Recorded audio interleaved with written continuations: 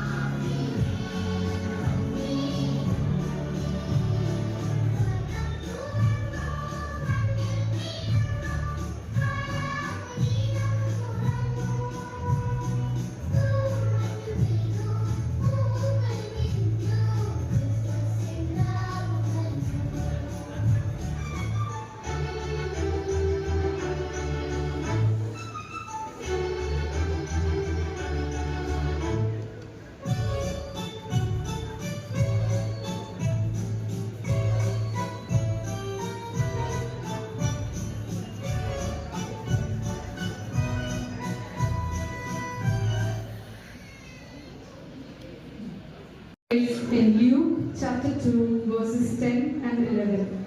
Do not be afraid, I bring you good news of great joy that will be for all the people.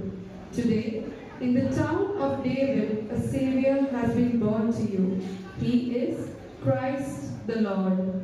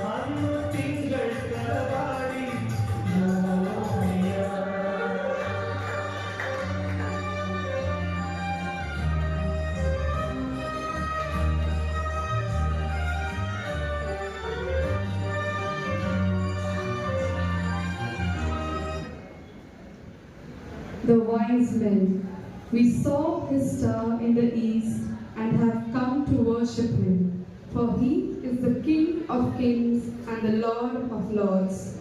Matthew chapter 2 and Revelation chapter 19.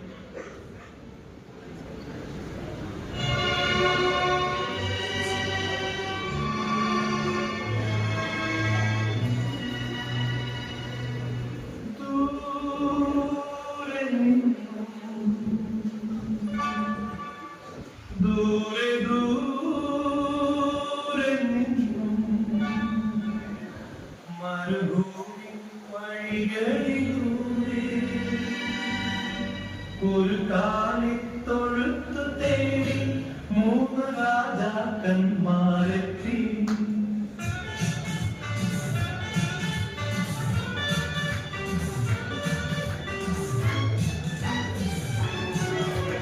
ദൂരെ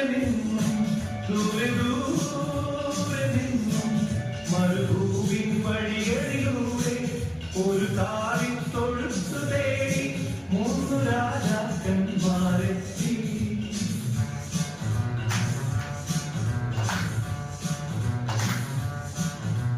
വാനം തെളിഞ്ഞു നിന്നു, ദിവ്യതാരം തിളങ്ങി നിന്നു. വാനം തെളിഞ്ഞു നിന്നു, ദിവ്യതാരം തിളങ്ങി നിന്നു. മാനവീതികളിൽ സ്തുതിഗീതങ്ങൾ പാടി. മാനവീതികളിൽ സ്തുതിഗീതങ്ങൾ പാടി. ദൂരെ നിന്ന് മരുഭൂമിൻ വഴികളിലൂടെ ഒരു കാലിത്തൊഴുത്തു തേടി മൂന്ന് രാജാക്കന്മാരെത്തി.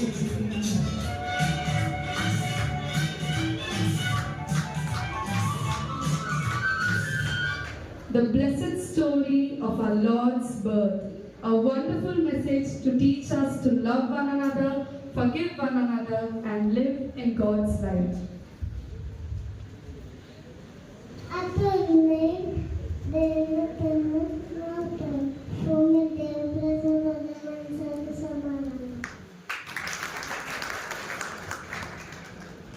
ഇന്ന് ക്രിസ്തു എന്ന രക്ഷിതാവ് ഇന്ന് ദാവീദ് പട്ടണത്തിൽ നിങ്ങൾക്കായി ജനിച്ചിരിക്കുന്നു. നമുക്കൊരു ശിശു ജനിച്ചിരിക്കുന്നു, നമുക്കൊരു മകൻ ലഭിച്ചിരിക്കുന്നു. ആധിപത്യം അവന്റെ തോളിലിരിക്കും.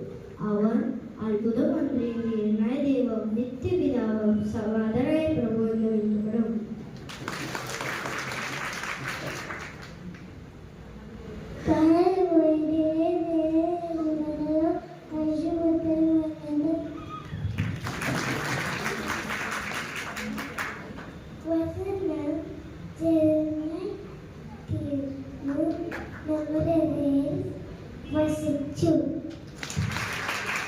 യോഹന്നാന്റെ 14:6 ഞാൻ തന്നെ സത്യവും വഴിയും സത്യവും ജീവനും ആകുന്നു. As the Bible says in Matthew chapter 21 verse 16, out of the mouth of babes and nursing infants you have perfected praise. Yes, dear friends, God's word is powerfully spoken through the innocent heart and pure voices of children. May the message of Christ's birth, that is love, peace and salvation, be born anew in each of our hearts this Christmas.